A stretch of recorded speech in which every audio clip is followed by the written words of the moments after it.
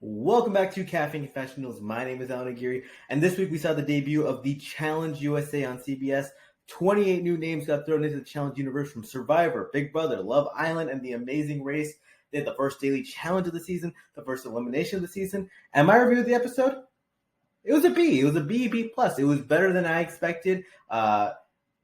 It's interesting to see all these new names get thrown into the Challenge universe, and I decided for this week, I'm going to do a power ranking of the remaining 26 players on the cast, 1 to 13 for the men, 1 to 13 for the women. There are no set partnerships as we learned, but they will be in partners every single week. I'm going to rank the players based on the first week and based on who I think has a really good chance to win. This is very arbitrary because there's only been one daily challenge, but I do know some of these players from the prior shows, some of their past athletic experience, some of their pedigree. I don't know if there's going to be a recurring segment you're going to see on the channel every week, but we're going to go through this power ranking, and we're going to kick off with the number one ranked players. The number one ranked players currently on the Challenge USA on the male and female division are the winners of the first daily challenge. That puts them at a big leg up. They impressed me a lot. We have Tyson Apostle from Survivor and Angelo Rummins from Big Brother. When Tyson first got cast on the challenge, I was a bit skeptical. Tyson is a bit older. When I last saw him on Survivor Winners of War, he looked older. He looked a little bit rinkety, but the guy is a collegiate athlete. He was a top-level collegiate swimmer. He went on to be a pro cyclist. He's a marathon runner. The guy, you throw him in a final, he has the endurance to win one, and he's super strong mentally. The guy is intelligent, witty, and what I really underrated is the fact that he's been competing in these immunity-type challenges, in these wacky games where you have to problem solve for 14 years. He's ready to eat gross food. He's ready to do whatever it takes to win. Tyson is really strong, both mentally, physically, and at first I was a bit skeptical because Tyson is very skinny. And I thought, a guy that skinny is going to get thrown into a hall brawl or a pole wrestle elimination. He's going to get taken out. But overall, this male cast on the Challenge USA, it's not super brutish. And Tyson is really tall. He's really put in work in the gym. And he looks good on this season. So that weakness really isn't a weakness on this show. I think you put Tyson on a main season, that would be a weakness, but on this show, it's not really a thing that comes up. And he's looking really solid mentally, strategically, and he just wants to win. He doesn't want any of the BS. He wants to compete. Then you have Angela, and Angela also comes from a high pedigree. She is a former collegiate pole vaulter. She was a gymnast growing up. She has good height. She's super fit, and she's super well educated and comes from a good family. She's extremely book smart.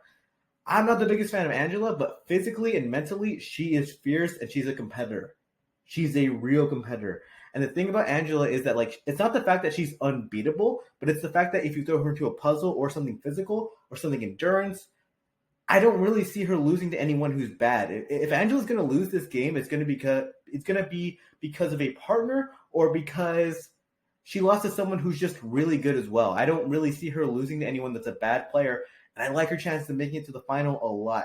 Let's move into number 2. In second place, we have 2 players who finished top 3 in the opening daily challenge of the season, both from Survivor. We have Danny McRae from Survivor 41 and Desi Williams from Survivor Heroes versus Healers versus Hustlers.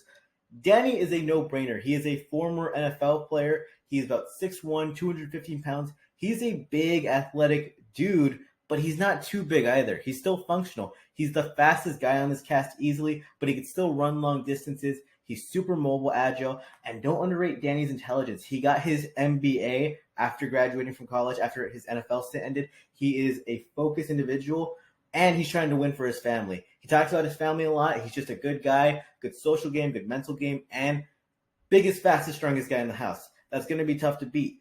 Then you have Desi Williams, and Desi has her doctorate in physiotherapy. She's in incredible shape. She's a pageant queen, but she's also super educated. So we know fitness-wise, she's good. Mental-wise, she's good. I don't really see a flaw in her game.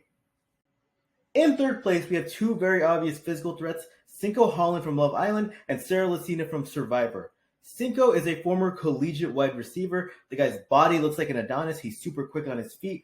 Very athletic. When it comes to pure athleticism, Cinco is at the top of this cast alongside Danny. You don't want to face him in a pole wrestle or a hall brawl. The problem for Cinco is that Love Island has a big target on them. Luckily, he looks like he's just focused on the game. He's trying to detach himself from his friends and really just wants to play the game and compete. Sarah, not my favorite competitor by any stretch of the imagination. But she did win Survivor. She did come in 4th place on the all-winner season. She knows how to play the game. and she has a lot of experience in challenges.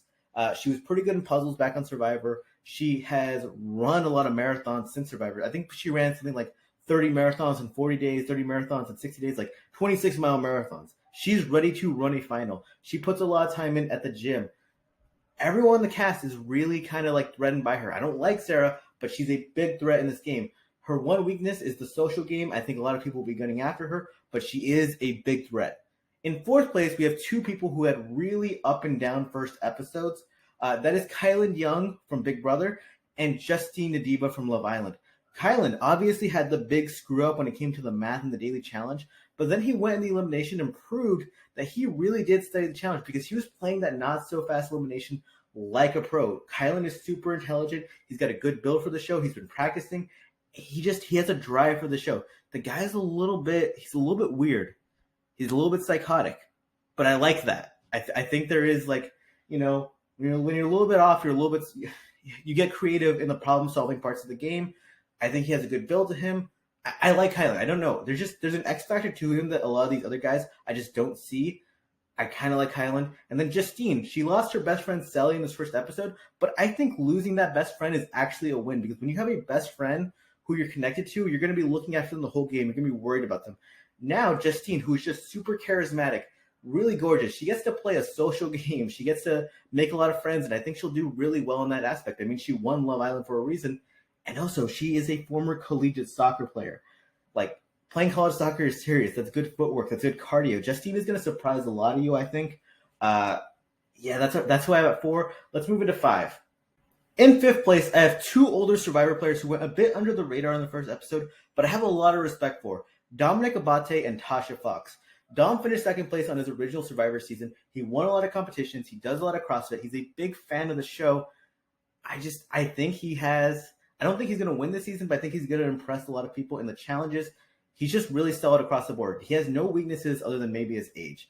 And then Tasha, she's the oldest cast member here, but on her Survivor season, she won a lot of challenges. She was part of the Brain Tribe, really good physicality, got into bodybuilding after her Survivor season. So I wouldn't want to face Tasha in a headbanger elimination. She's got some real muscle to her and just a lot of charisma and pizzazz. Tasha's awesome. Dom is awesome.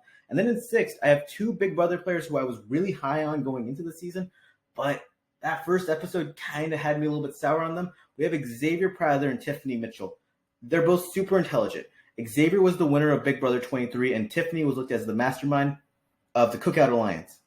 But in this episode, they feel a little bit too comfortable, and they have a little bit too much of an ego. Like, I'm not saying it's not deserved, but they really think they're just going to come into this show and roll the same way they did last season. They're going to manipulate just as easily. And I think they have something coming to them. They really have to prove themselves as physical competitors in order to make big moves. Let's go into number 7 with 2 people who actually really surprised me a lot, who I had at the bottom of my ranking and went up a lot. In 7th, I have Leo Tamori from The Amazing Race and Kyra Green from Love Island. Leo is someone I probably will rank at the bottom of this cast. I didn't know anything about him. Then that first daily challenge of the season happens. He is fearless. He's pushing Tiffany like, hey, don't worry about the math. I got that all to myself. Let's just go. Let's go. He had just an electric factor to him. He has so much energy. He's definitely very smart. I like Leo. He just had an energy to him that I'm clinging to. And then Kyra in that first challenge, Cashel was really afraid, and she motivated him. She got him through it, and she's sneaky tall. I think Kyra's gorgeous, obviously, but man, she has some good size to her. I think they both really shocked me this episode. In 8th, we have 2 people who I think are just really solid social players. That is Enzo Palumbo from Big Brother and Alyssa Lopez from Big Brother. I think they're in good shape. I think they're going to go under the radar. I think they're both very likable. There's really nothing else to say. There's no particular strength I think they have. I think they both have a good shot to go far in the game. I don't know. There's really nothing else to say about them. I think they're just both likable. They're going to go far, but I don't think they're going to win. In 9th place, we have 2 people who were actually partners in the first daily challenge, and I thought performed incredibly well. Derek Shao from Big Brother and Cashay Proudfoot from Love Island. Derek likes to play up the chest club angle, but the dude has some really good abs, really good strength to weight ratio. And when it comes to the mental comps, he's solid. As you watch them in that daily challenge, he was fearless. He got the math down. Derek likes to play at that angle, but he has a good social game. There's a lot to like about Derek. His one weakness, though, is the fact that when it comes to the headbanger size-based eliminations, people could target him. And I think he'll go out in those situations unless he's facing someone of similar size like a Leo or a James. Then you have Cashay. Really incredible body. Also has some amazing abs on her. Good charisma. The problem is her heart is kind of with Cinco. Love Island has a target on them. And just like Derek, she could get targeted in a size-based elimination. She looks like she could run for hours. I mean, her body is impeccable. But yeah, it's sad to say. In 10th, we have Survivor's Ben Drybergen, who won his season of Survivor. Just important to note. And then you have Cayla Platt from Amazing Race. Ben, he came to the season in good shape. He has some good size to him. Survivor has some numbers on their side. My issue is I've never seen him win an individual immunity, and when you compare him to the other top athletes, he just doesn't look like one. Respect to Ben, though. I don't know what to say other than that. Cayla has a really good personality to her. I felt very welcomed. I thought she was delightful, but she was one mistake away from fumbling that first daily challenge and going into that elimination, and who knows what happens from there. But she was able to collect herself and pull out a clutch save at the last minute. I like Cayla, but she's the only person from Amazing Race and that could put a target on her. I don't really know. It's a tough situation to be in, but I really do like her. In 11th, we have another set of partners from the first daily challenge of the season, James Wallington from The Amazing Race and Shannon St. Clair from Love Island. Now, I think you could argue that James was the MVP of episode 1. He really worked the game politically and socially to keep himself out of that first elimination after having the target on him. He has a real passion for the game that I respect a ton. He wants to be there. But the target was on him week 1. It could easily get on him week 2, and he might not be able to politic out of it. Also, when it comes to size-based eliminations, I don't like his chances. I respect James a lot, but for that reason, because we already know that there's kind of a target on him, I can't rank him higher. And that's the same goes for Shannon. I think Shannon is a badass. I think she comes from an athletic background, even though she complained about the push-ups thing. She is athletic. She does have like a really strong personality where even when she was like really down at the beginning of episode 1, I still found her very likable. Shannon has a presence to her. I love seeing her in the club with the Love Island people. She seems like a real challenge personality and a game changer. But they have that target on them, and it's going to be tough to shed it. In 12th, we have David Alexander from Big Brother and Shan Smith from Survivor. David, just not a good reality TV competitor. He was out first on his Big Brother season, comes back for the All-Star show, and just didn't impress me at all socially, politically, strategically. And he talked about like, oh, well, the challenge is more my game because it's more about athleticism. I watched him compete in challenges on Big Brother, and he consistently got beat athletically by much older like competitors. Like I don't see how he's going to transition onto this show and suddenly be awesome. David just doesn't impress me in any way. Shan, one of my favorite Survivor competitors ever. I mean, she's super strategic, incredibly smart, and she finished top 3 in that opening daily challenge. She's fearless and smart. But Shan she deals with MS, and that's a lot to overcome when it comes to the physical aspects of the show. She lost a lot of immunity challenges on Survivor for a reason. Super smart. I just don't think the challenge is her game. I think Survivor and Big Brother are more Shan's element. I really want her to do well, but it's a hard thing to overcome. And then rounding out at 13, we have Cashel from Love Island and Azah Awasa from Big Brother. Cashel I don't really see how he's a factor mentally, physically, or anything. Kyra really pushed him through that first challenge. Love Island has a big target on them, and the guy just doesn't seem like an amazing athlete. Maybe he is, and I'm missing something, but Cashel just seems like a dud to me. Hopefully he proves me wrong, but I'm not seeing it. And then Azah, who I find to be a delight. I mean, her confessionals are amazing. She's hilarious, but she wasn't planning on being in the show until about 5-6 days before it aired. She went on, and I mean, she won an elimination. I think she can already be proud of that. I think every day she hangs on in the game will be impressive. There's nothing about Azah to me that says that she'll make it to the final or win, but I think she could go far. She's very likable. I think she has a lot of heart. She was a trooper in that elimination. And that's the power rankings. We went 1 to 13. I'm going to run it back in order real quick. Running back the power rankings in order. In first place, we have Tyson and Angela. In second place, Danny and Desi. Running back the power rankings in order. In first place, we have Tyson Apostle and Angelo Rummins. Second place, Danny McCrae and Desi Williams. Third place, Cinco Holland and Sarah Lacina. Fourth place, Kyland Young and Justine Nadiba. Fifth place, Dominic Abate and Tasha Fox. Sixth place, Xavier Prather and Tiffany Mitchell. Seventh place, Leo Tamori and Kyra Green. Eighth place, Enzo Palumbo and Alyssa Lopez. Ninth place, Derek Shao and Cashay Proudfoot. 10th place, Ben Drybergen and Cayla Platt. 11th, James Wallington and Shannon St. Clair. 12th place, David Alexander and Shan Smith.